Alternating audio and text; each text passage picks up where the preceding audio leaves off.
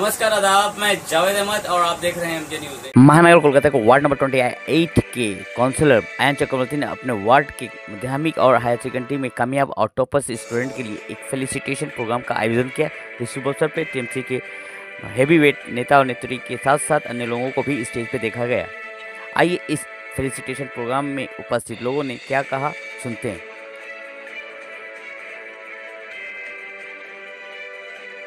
सभी को देख के बहुत ही खुशी महसूस हो रही है और खासतौर से आज का ये प्रोग्राम भी बहुत ही दमदार प्रोग्राम है, क्योंकि बच्चे जब अच्छा पढ़ते हैं, बच्चे जब पढ़ने की कोशिश करते हैं, बच्चे जब परीक्षा में पास होते हैं तो सबसे खुशी मम्मी पापा को तो होती है, लेकिन हम लोग भी बहुत खुश होते हैं। आगामी दिने भविष्यते যে কারিগর কি বলবেন এই ব্যাপারটা নিয়ে? দেখুন, ওয়ার্ড নাম্বার 28-এ মাধ্যমিক শুধুমাত্র টপারদেরকে নয়, মাধ্যমিক উচ্চ মাধ্যমিকে যারা পার্টিসিপেট করেছিল 2024-এ এবং যারা পাস করেছে তাদের প্রত্যেককে আমরা এখানে সম্বর্ধনা দিচ্ছি এবং তার সাথে ফার্স্ট সেকেন্ড থার্ড মাধ্যমিক এবং উচ্চ মাধ্যমিকের তাদেরকে আমরা আরও বিশেষভাবে সম্বর্ধনা দিচ্ছি। এটার একটাই কারণ, সেটা হচ্ছে এক তো এরা মাধ্যমিক উচ্চ মাধ্যমিকে পার্টিসিপেট করে বা ফার্স্ট সেকেন্ড থার্ড যারা হয়েছে তারা ওয়ার্ডের নাম যেরকম উজ্জ্বল করেছে এবং আগামী দিনে যে ভবিষ্যৎ প্রজন্ম আবার মাধ্যমিক বা উচ্চ মাধ্যমিকে পার্টিসিপেট করতে চলেছে তারাও এতে ইন্সপায়ার্ড হবে।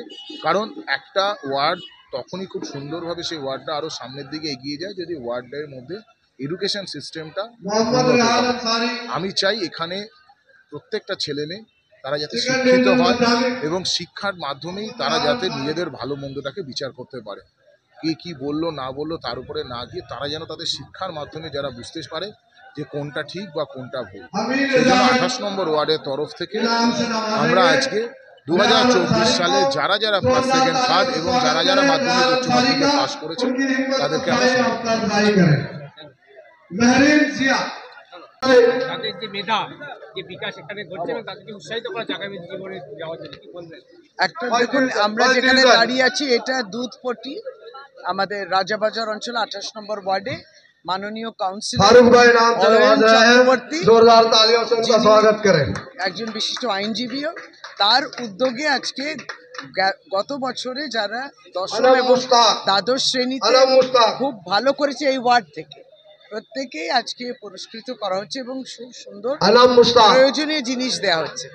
আমি বলি, রাজ্য সরকার যেমন বিভিন্ন প্রকল্পের মাধ্যমে স্কলারশিপ বলুন কিংবা মেয়েদের কন্যাশ্রী বলুন একটা পড়াশোনা করার উৎসাহ দেয়, ঠিক সেইভাবে এই ওয়ার্ড থেকে যে আজকে উৎসাহ দেওয়া হচ্ছে যাতে তারা আমাদের ছেলেমেয়েরা পড়াশোনা করুক।